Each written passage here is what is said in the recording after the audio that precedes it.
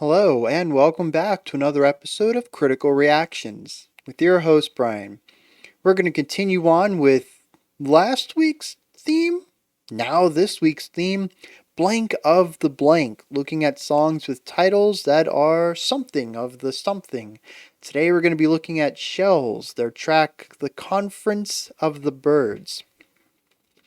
Let's dive into this and see what Shels are bringing to the table today.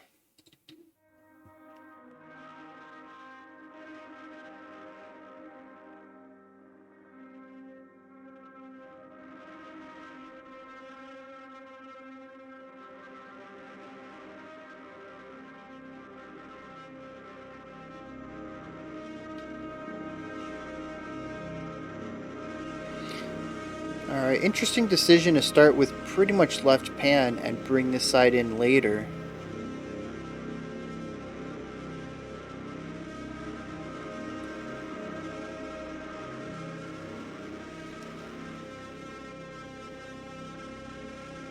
It's not really later though, is it? It's sort of just like a delayed.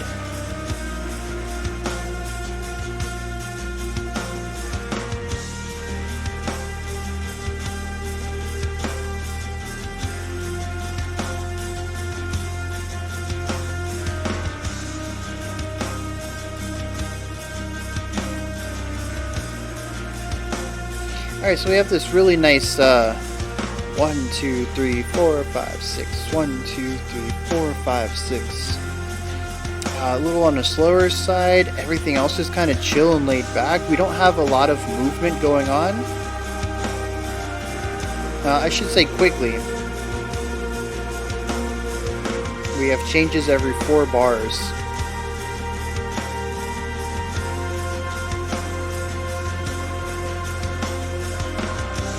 4 bars of 3, 2 bars of 6.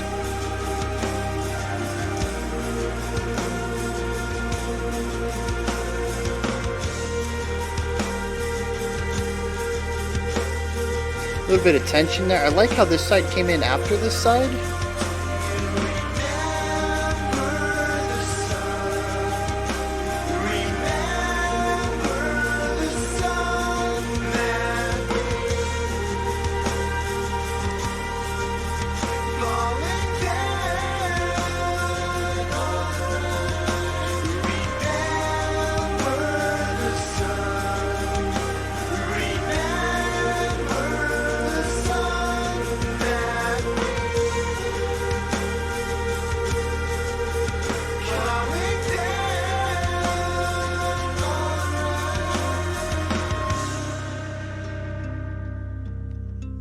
Yeah, so definitely finding beauty and levity in that last section through dissonance and tension.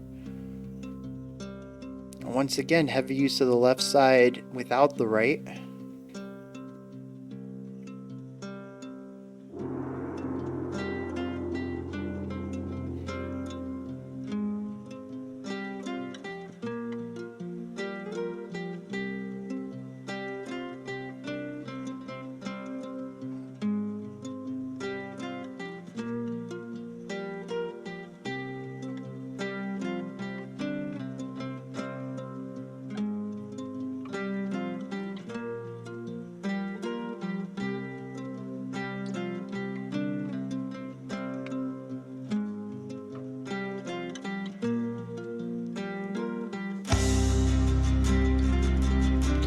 A really heavy low end right here.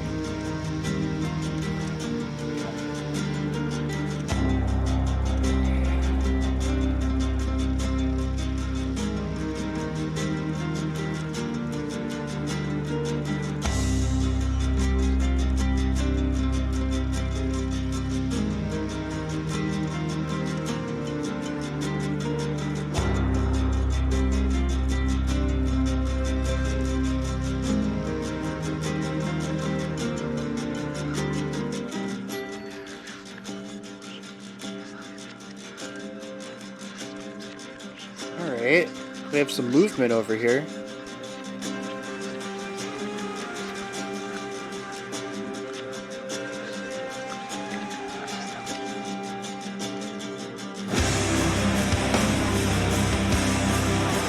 Really bringing in the weight on that note.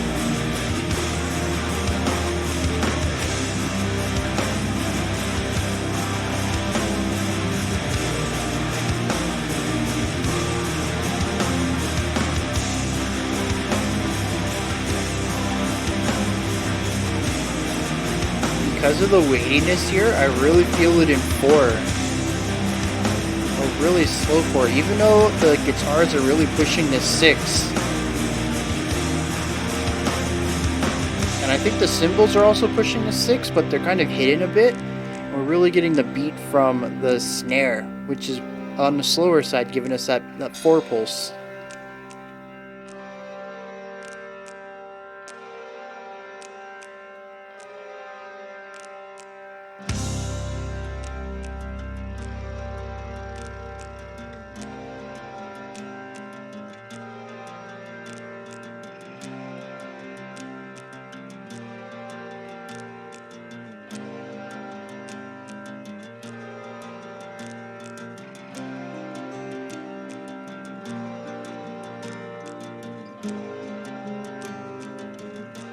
We return to this home 6 feel, bring it back down, bring us back to the ideas in the opening of the track. Having a moving line on the 6 though.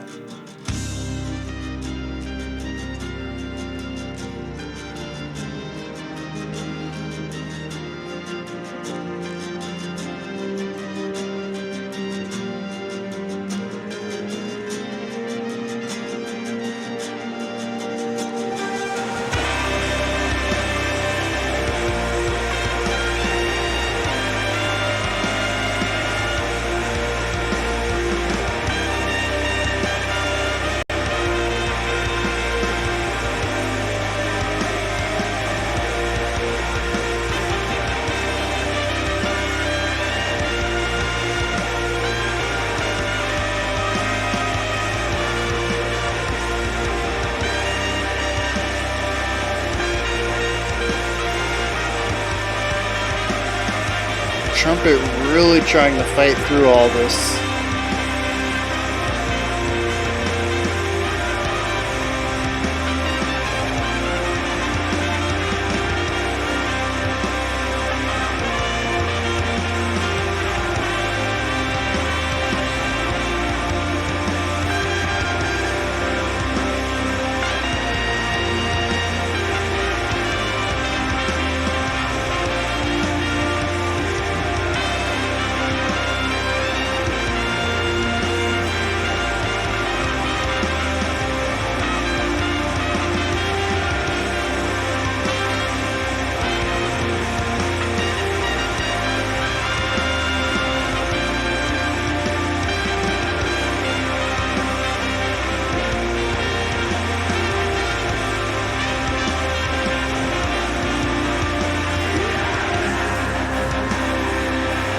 Interesting shifts.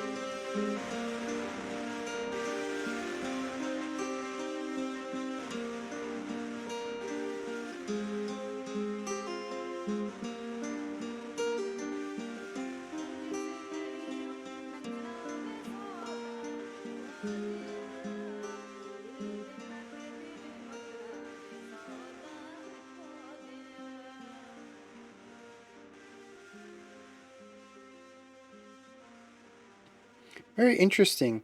There at the end, it sounded like we had some sort of Indian style singing. Uh, but it was so faint and really pushed into the background that I'm not sure the point of it, though it kind of fits in that same role that Trumpet did when it came in. Very faint, pushed into the background, really fighting to be heard in any meaningful manner.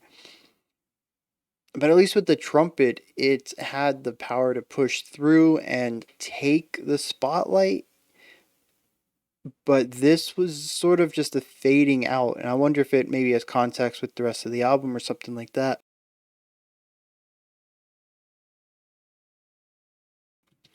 So, let's get into this. When the song started, I was a little taken aback with just the left side coming in.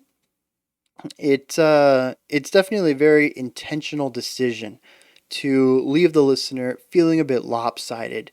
Not just once either, continuously. We start off with the left side kind of doing its thing, and the right kind of fades in, evens it out, and then fades out again. And then fades in and fades out. And it's almost this swinging motion, but where when the when the song begins, and you just have that left side, you're like, okay, what's going on here? The right side comes in though, it fills it in, and you feel balanced. When the right side's removed though, it's different than when there was no right side. Not that anything's changed, we still have a predominantly left side sound, but now we know what's supposed to be there and it's missing. There is something very different from where is the right side to where did the right side go. There's very different emotions to that. Once you know something's supposed to be there, its absence is felt more. And I thought it was really interesting to go in that direction. Multiple times, the constant fading in and out of that side, it created this ebb and flow of discomfort for me, as it was very, not disorienting, just unbalanced. It constantly felt like my head wanted to lean one way rather than the other. And like I said, it's a very intentional aspect, a very intentional decision to go about doing that in your music. It creates a very intentional listening experience.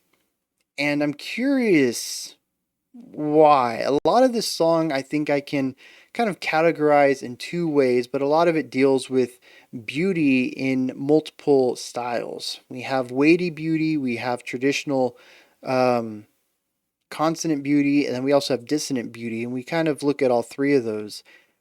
But this opening is just pure dissonance. It starts us with something sparse, introduce what should be there, and then removes it so we're left with that vacancy. And it does this repeatedly.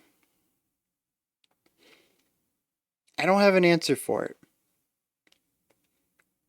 But I do want to point out that it's a very intentional thing. They want the listener to go through that story, that little narrative right there of not knowing that something's really missing, realizing what fits there, and then having to deal with its absence. We move from that into our first layered area. We begin to hear some guitar work, we begin to hear some drumming. I don't think we get vocals yet. The vocals come a little bit later. A lot of this, though, is just fairly consonant. There are some elements of tension kind of worked into this through the multiple layers that we get out of the guitars, but for the most part, I would say this is a fairly consonant, beautiful opening to the track. We eventually get vocals put in here as well. I think they work really well at providing a different timbre in the same range, because the vocals and the guitars kind of both sit around the same groups of notes range wise, and they sort of just complement each other. It's not so much of having a mid tone and a higher tone and a bassier tone. It's just kind of about having this general area where a majority of the instruments sit in and filling it. At this point, we're still firmly rooted in our 6/8. And what I really like about the 6/8 is that a lot of the music around it at this point is very chill, very laid back. We have a lot of held out notes. The song doesn't really want to move anywhere yet. If we're counting in 6/8, we're changing ideas every 2 bars. Every instrument is changing every 2 bars. There are no faster ideas, there's no quicker licks, nothing. We just change chords every 2 bars. Everybody's right in line with that. Some instruments might play a couple of notes to lead into it, either coming off of beat 6 into the downbeat of the next bar, or on the downbeat of the next bar. Just, two notes, and then the third note happens to be where we land on our chord and hold it out for the other 9 beats of this chord. But it's all this real slow moving idea. It's about building this foundation, this chord progression, and just letting it breathe. There is no need to rush into things. There's no need to hasten the song along. There's no need to really worry about anything. Just be chill, relax, soak up the audio waves. That's what's going on here in the opening. It is a fantastic introduction to a track that eventually dives a bit into heavier and more dissonant ideas. But right here, they just want you to relax. And I think the song does a fantastic job of kind of getting your guard down for this. We begin to slowly introduce dissonant ideas.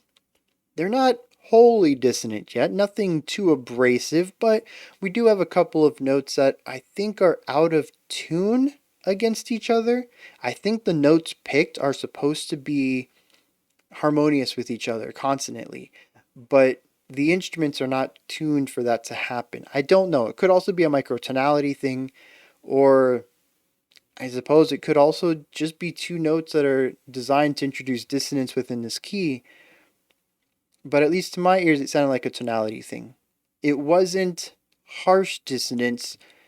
It was sort of that softer, you're mildly out of tune kind of dissonance.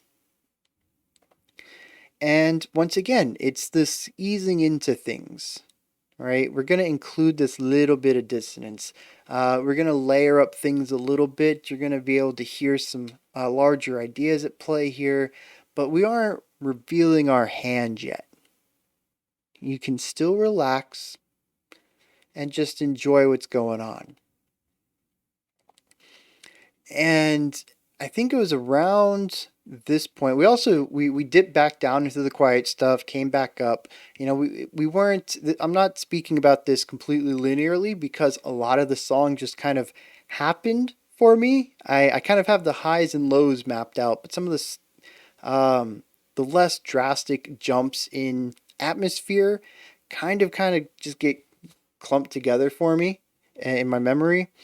But like I said, I do think we have a couple of waves here where we kind of rise in intensity and bring it back down and rise. But then we reach the big point, and I absolutely love this. I think we came off of a completely quiet section before we hit this tune. Is there anything I want to talk about before we get into this, though?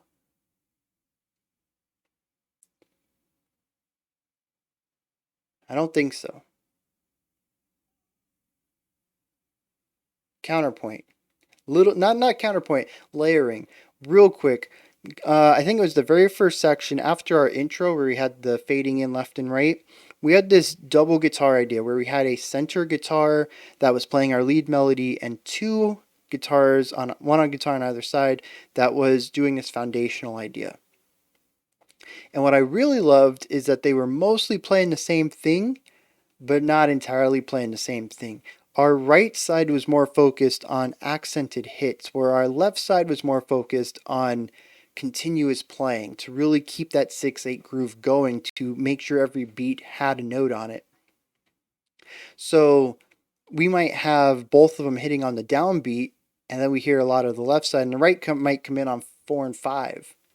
And then we'll hear a few more hits over here and something along those lines. And I really like that because we get sort of this, we get the drive, right, off of the left side. It doesn't stop. It's always going. Every beat has a note on it. But then we also get this heartbeat, this pulse of the song on our right.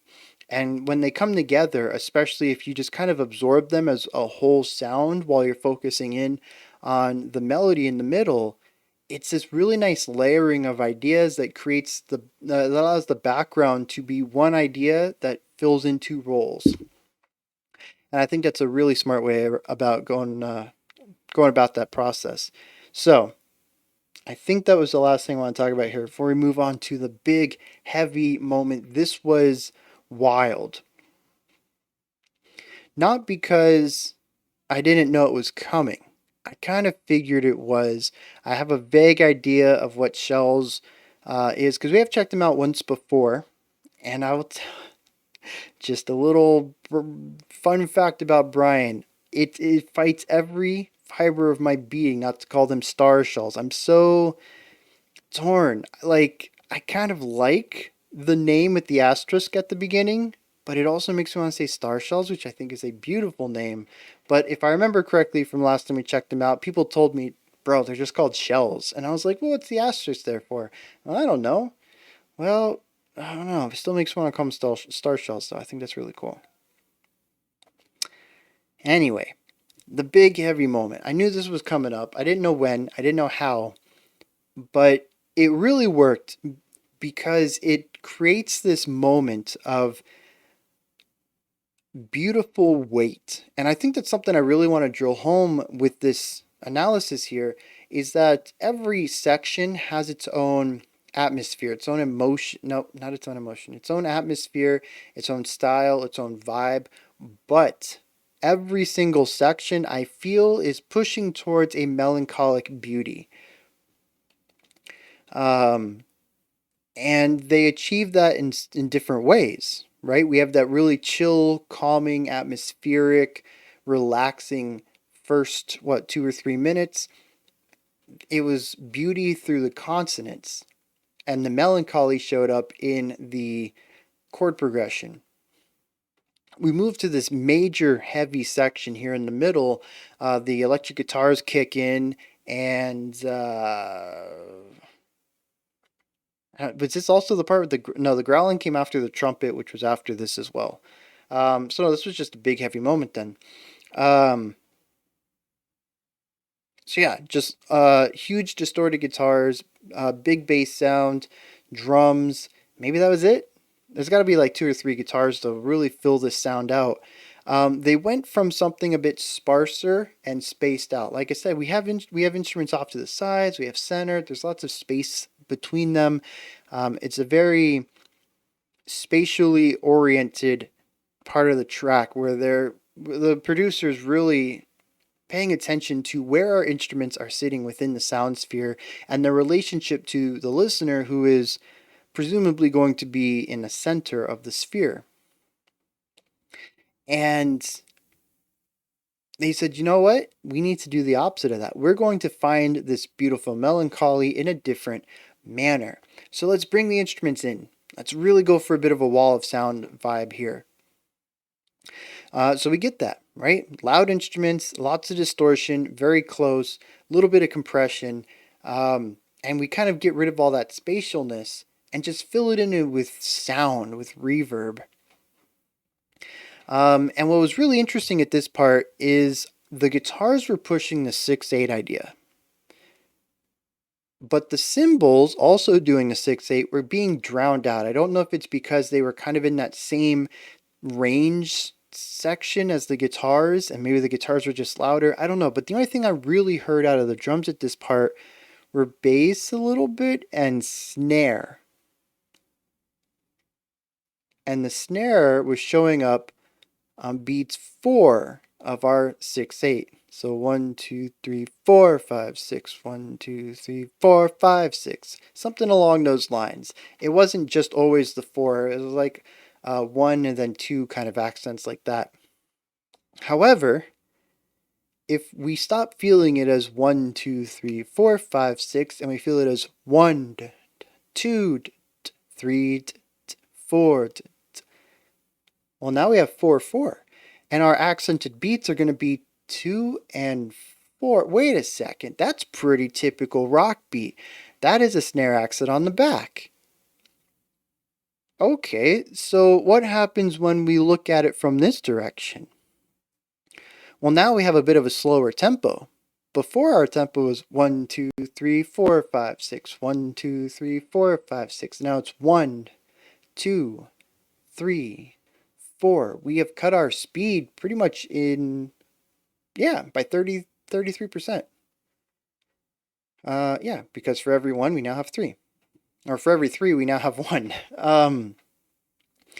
So yeah, we've cut it in a third. Our tempo has drastically dropped. And I think this is an interesting thing that happens here because I'm going to wager that if the way they're imagining it, the way it's put on paper, it probably continues to be 6/8, just with an accent on beats 4.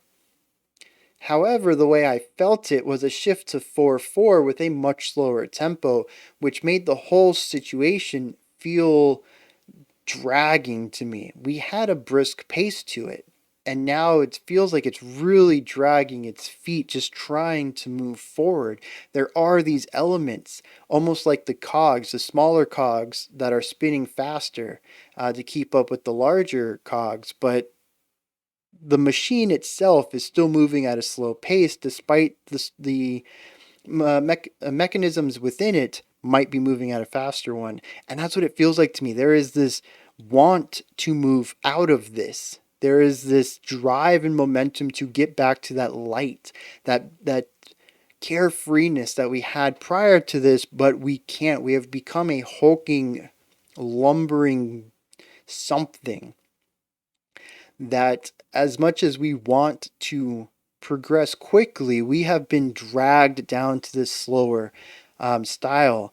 And it really has this, um, I guess, a bright melancholy, right? Like, think about how the first part of the song, I said it was beautiful melancholy, right? It was a little pensive, right? Kind of has some of the slowness from that, but there's beauty in it. There's positivity in it. So we have a bit of a driving momentum. We have a direction and a speed, and the song keeps progressing. But here, imagine that the melancholy takes over.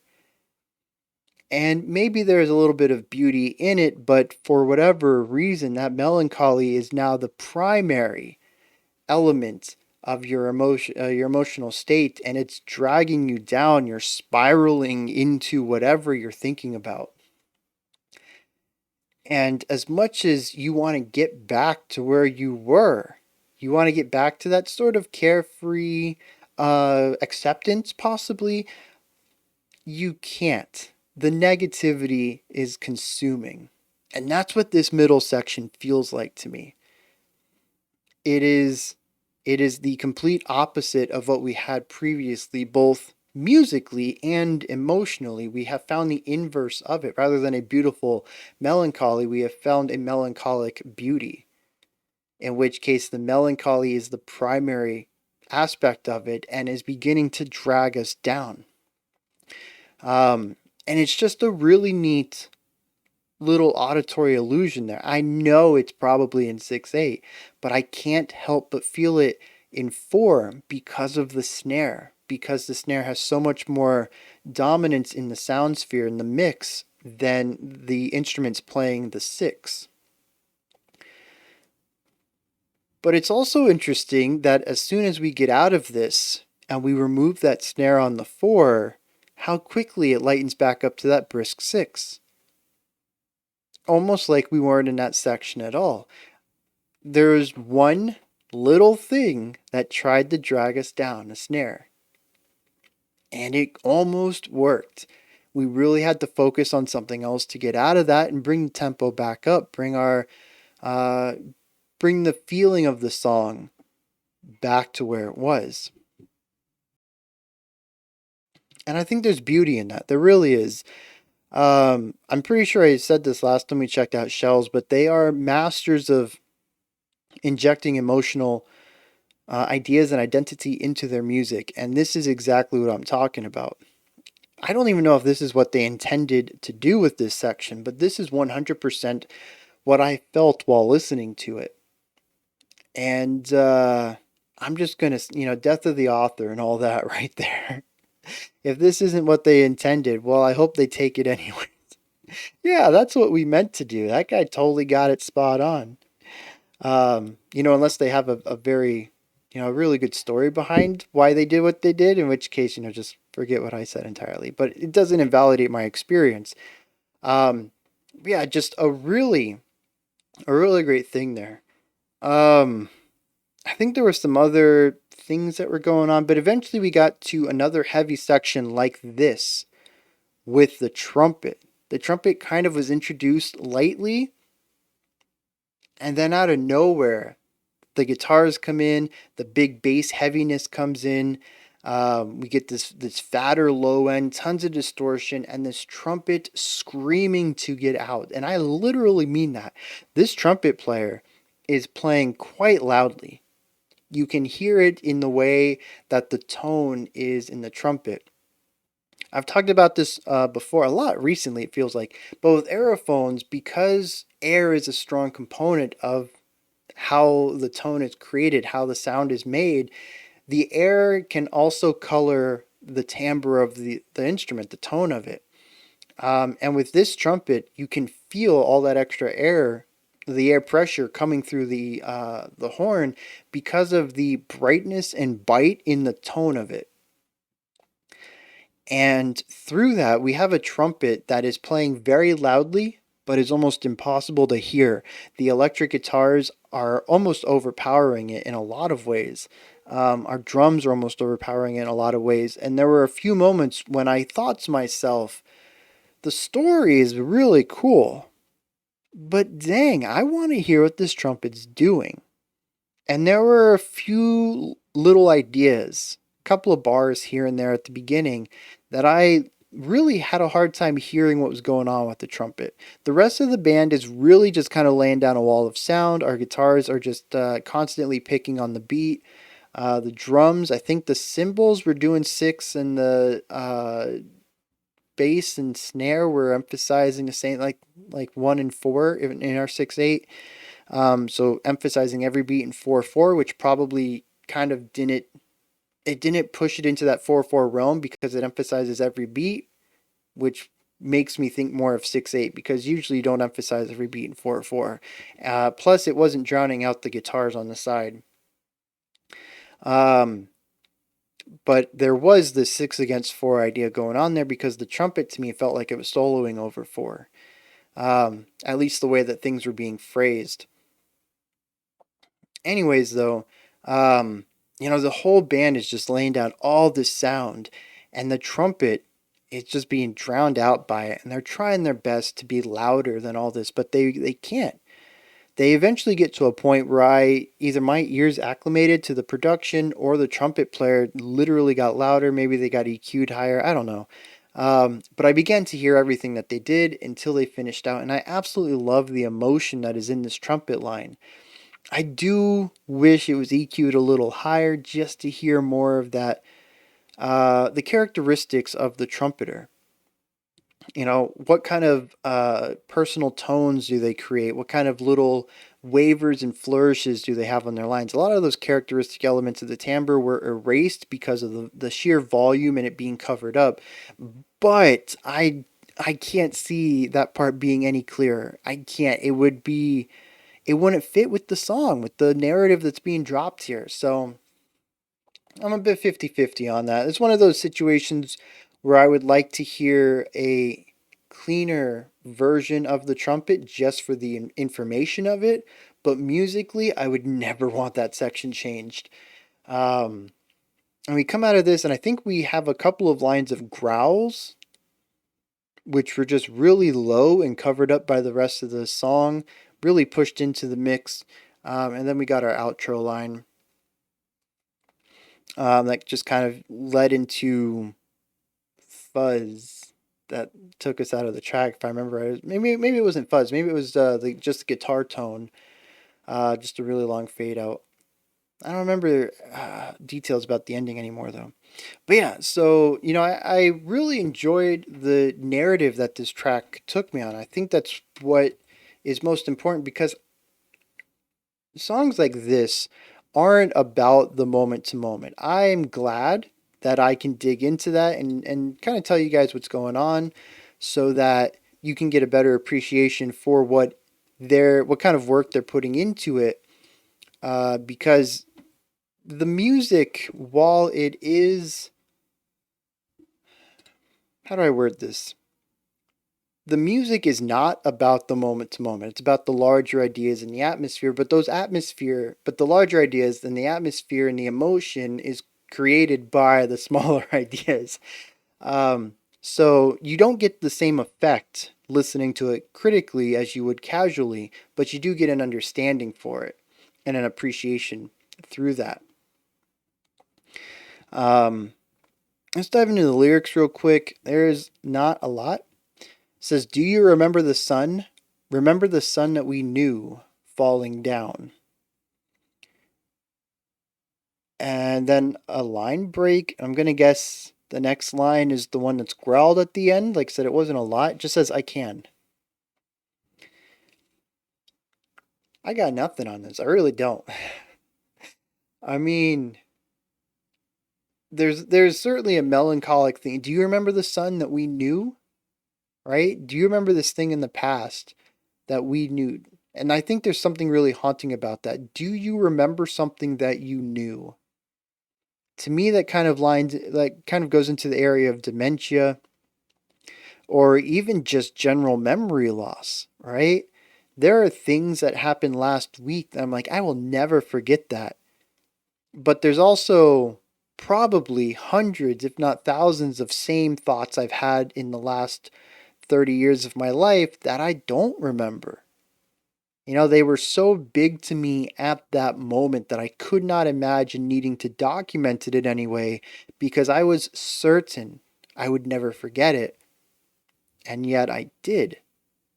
Because what's important to you at that moment is not necessarily what's going to be important to you a week, a month, a year, a decade in the future. So, you know, there's something, like I said, there's something very haunting about that line. Do you remember the sun that we knew? I don't like it. But there's also the melancholy there, right? Do you remember this? We knew it. We were there together. We both had this knowledge of it. I still do, but do you? It's this haunting melancholy. Um, I don't know about the falling down or the I can, but that line right there kind of paints this whole picture for me. I think because once we get into the ideas of do you remember your memories is a very heavy, haunting topic that I think several aspects of this song can be closely tied to. So I don't know exactly what Shells is going for with these lyrics. They're very sparse, very abstract. But I do know that the concept that I think about when I read them induces a bit of fear and melancholy to me. It induces a haunting element, all of which I think could be found throughout the track in its different ideas. Definitely a song that requires a second listen, though, especially knowing what's going to come up in the future, you know, in the rest of the track, and seeing if you can find any of that foreshadowing or, you know, just having that knowledge. You know, I know this is going to this specific place. How do we get there? Right? Because there's a very big difference between what's coming next and knowing what comes next and wondering how do we get there. And I think it's really neat the different mindsets, at least for me, between a first and a second listen. Once we hit like 5 listens and I've got a pretty good grasp, I'm really looking at nuance there. And it's usually little, oh, I never heard that one note before, right? I've never heard that one lick before. But the first few listens, it's all about making connections. And the connections that you make are different from your first and your subsequents. So it's always neat. Has nothing to do with this song specifically, but yeah, so those are my thoughts on Shells's The Conference of the Birds. This is where you guys come in. Hit me up in the comments. Let me know what you thought of this track, if you enjoyed it or not, anything that stood out to you, anything that you'd like to add on to my analysis, correct me on, anything like that. Drop those ideas down there. Above the comment box is a description box. In there is a link for Linktree. Takes you to this menu right here. You can pick up some merch, support the channel through Patreon, submit your own special selections, follow me on Twitter, join the Discord, and a bunch of other stuff. Go ahead and check it out.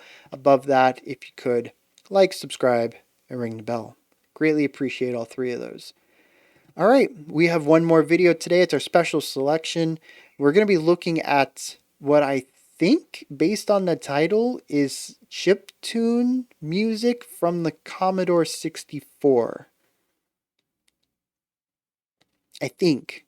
That's going to be really interesting because as far as I know, the Commodore 64 only supported like 2, 3, or 4 simultaneous audio tracks. And that's all I know about it. I know it was a very limited audio chip that it had. So if that's what we're looking at, it's going to be an interesting video for the channel because we don't typically look at stuff like that, retro audio in that manner. Like we look at older music, just not older electronic music, I suppose. Anyways, if that doesn't interest you though, I'll be back tomorrow, 5 p.m. Eastern Standard Time, 9 p.m. UTC as usual. We'll be checking out more Blank of the Blank as well as another special selection. Until next time, remember to be critical, not cynical of the music you listen to, and have a fantastic morning, afternoon, or evening whenever you choose to watch my videos.